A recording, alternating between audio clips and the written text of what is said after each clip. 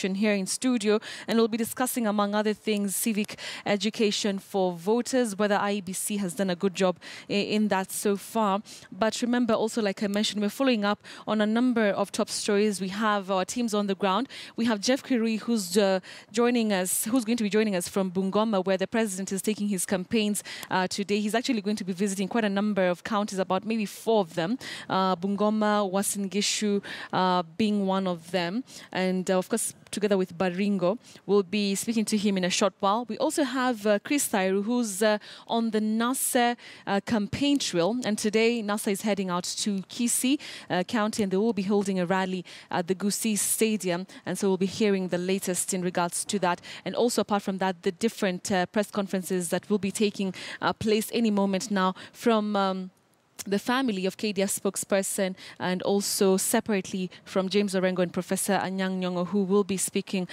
to the country and to journalists in regards to the death of Chris Msando. Remember that also is our top story this morning, and we have been discussing it here on the show. Let me get back to my panel of guests. And gentlemen and lady, I want us to delve deeper into the issue to do with civic education. Tomorrow, the IBC will be testing the technology of results transmission that was supposed to be happening yesterday. Do you think that the death of Chris Msando really has had a major impact in regard to the processes just 6 days to the election? Irungu. Yeah, I mean, I think the conversation on voter education needs to go back until to December last year, when the president vilified voter education and civic education. And for 3 months, we actually lost ground. And many organizations I know that had prepared materials that were non-partisan, that were really trying to get the vote out and to have people, be able to make choices about their candidates, and also to be able to understand what it means to vote. All those programs essentially did not happen in those 3 months. So we went into a primaries, or a set of party primaries, without real serious voter education. What did we see in the primaries? We saw a number of electoral malpractices. Yes. We saw violence. We saw applying of youth with alcohol. We saw burning of ballot papers and votes, and generally, it was not really a primary that we could be proud of, despite the fact that it was probably the most complicated political experiment that we've done in history. So I think the context in which we're coming from is really one in which we have not prepared sufficiently well for this. Having said that, there are a number of organizations that are doing this work now.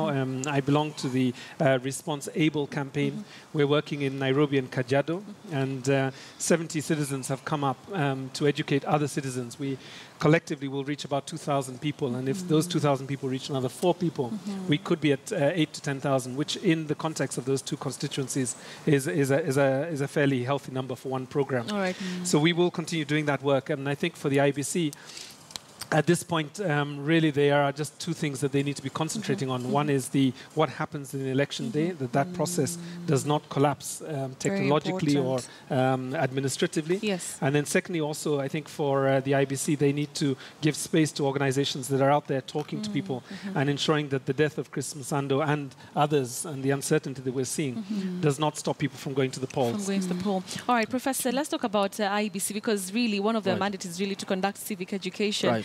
Do you think that they have been hit left, right, center with so many issues, so many litigations, such that maybe civic education has not been done to the fullness maybe it should have? We've seen, newspaper articles, advertisements on TV, but do you think that's enough to educate the voter?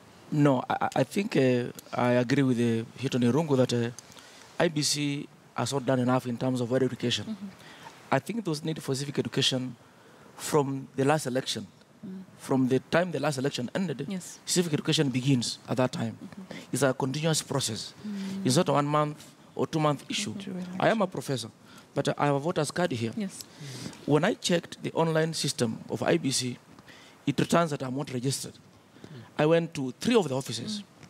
After 30 minutes and so on, being tossed left, right, and center, I've almost given up the hope of voting because it's not working. So if I'm a professor... So you've been able to go to the IBC offices and still there's no I've not been helped. They have not still confirmed by my voter's card, which I registered to vote. So if a professor of my caliber is not able to confirm eligibility of voting, then how about an ordinary person who has no means like myself? Then the other issue has been that the voter education should also be predicated on the voter safety and voter comfort.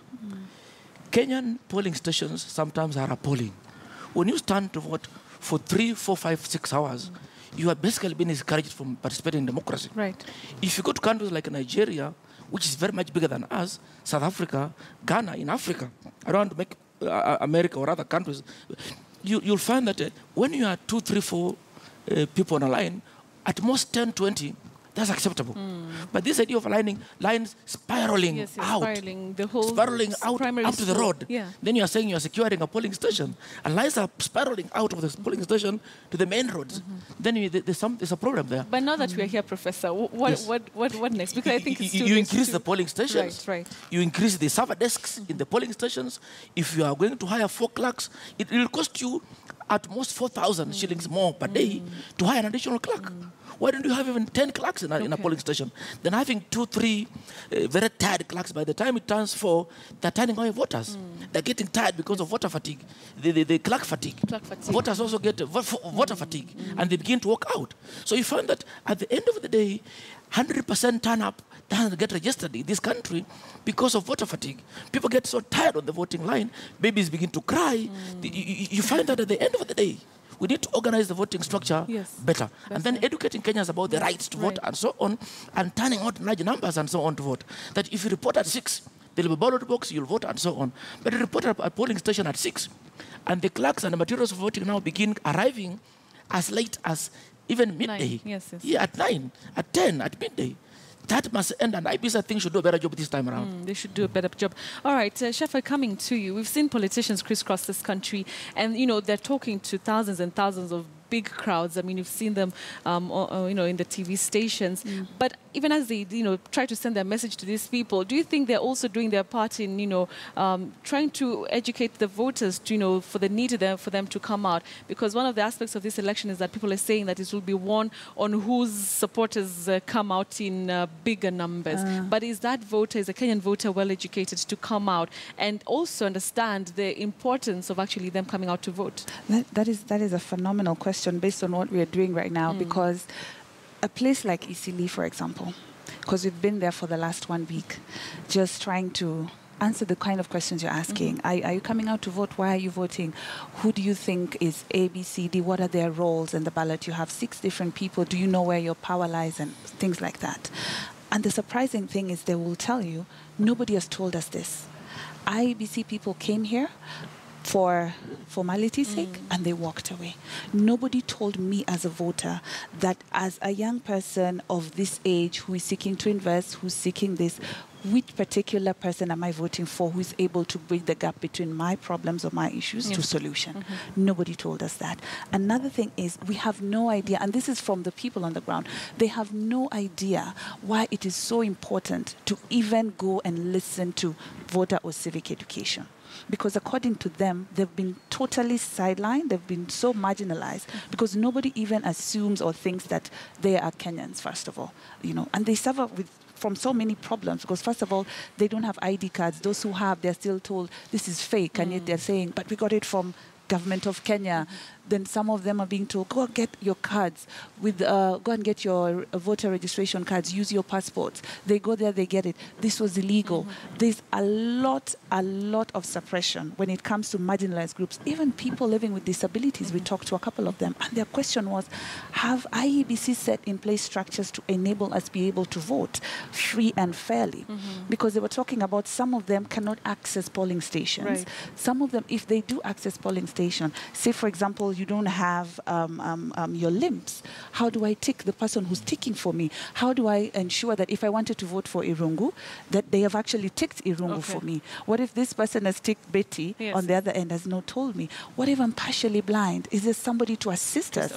Somebody who does not side, is not aligned to anybody who will say, I'm voting for Shefa, so tick Shefa. There's so many questions on the ground. And like Irungu said, we lost a whole lot of time and a whole lot of resources were put pending because of the fact that civic education was deemed illegal for a period of time. And now even trying to catch up to that and meet up to what we expect the voter to be when it comes to August now, 8th. It's worrying for so many of us. But we're hoping that we'll get there somehow. All right. We're coming back to the conversation. Irungu, just hold your thought for a moment. But